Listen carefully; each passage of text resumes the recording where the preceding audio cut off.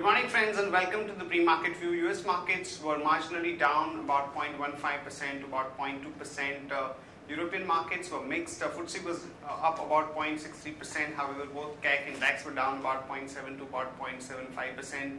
And today morning when we look at the markets, two of the markets are shut, both Nikkei and Hang Seng. However, Chinese markets are showing some uptick. They are up about 0.5, 0.6%, and even some of the other peripheral markets like Kospi, etc. are up about 0.25 odd percent. SGX Nifty is suggesting that we are going to open up about 35 odd points. In terms of flows, friends, FIs were net buyers in the cash market on Friday to the tune of about 56 crore. The domestic institutions were buyers to the tune of about 680 odd crore. And FIs were sellers in the index futures to the tune of about 792 crore. Overall, our markets have slowed down a little ahead of the important events, mainly the earnings part, and also the fact that the US presidential election is also gaining momentum, and today the second live debate is going on. So because of these key developments, the markets are a bit cautious, but the overall underlying trend continues to be up. On that note, let me invite our F&O expert to take you through important F&O cues and ideas that we can have from the derivative side. Good morning friends, we'll give analysis on derivatives. Friday's trading mixed cues from the international markets. After seeing a sharp fall from Thursday's trading session, Friday's trading session did show some kind of a consolidation when Nifty moved in the narrow range of 10 to 20 odd points. Not major activity was observed in the Friday's trading session as the volume was also quite low.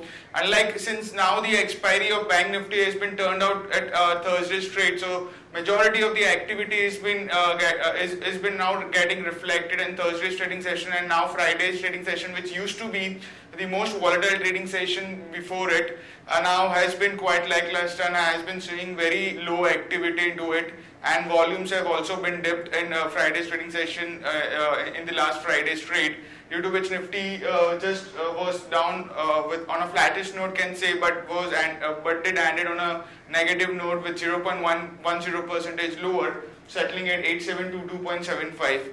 Now on the open interest terms, we did show an unwinding of 2.5 odd percentage in Nifty.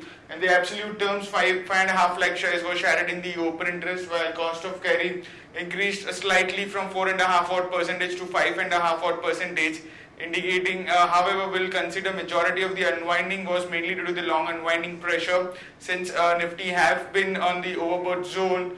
And at every rise we have been seeing some kind of a long unwinding pressure in Nifty. Put call ratio decreased a bit from 0.97 to 0.96, and volatility index also decreased by 2.5 odd percentage, which settled at 14.49 from 14.83 odd levels.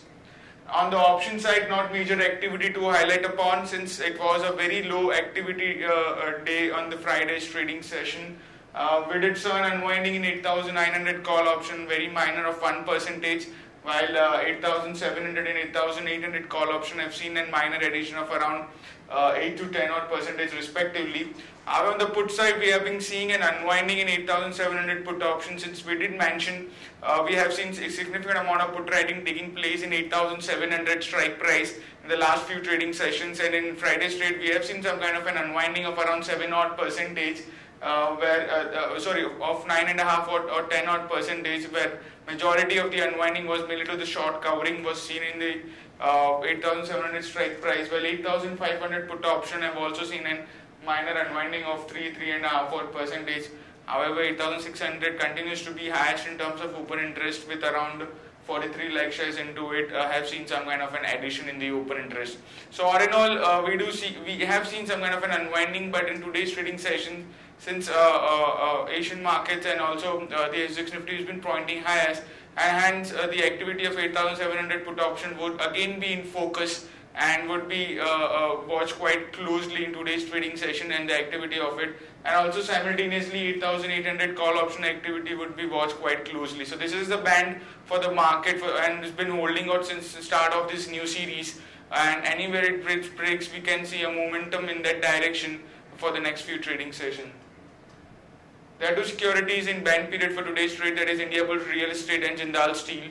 On the FIs front, in index futures, they were net sellers by 900 odd crores, and majority of the selling part by the FIIs have been coming mainly due to the long unwinding pressure by them, since they have also overowned, since their open position index futures has been quite on the higher side.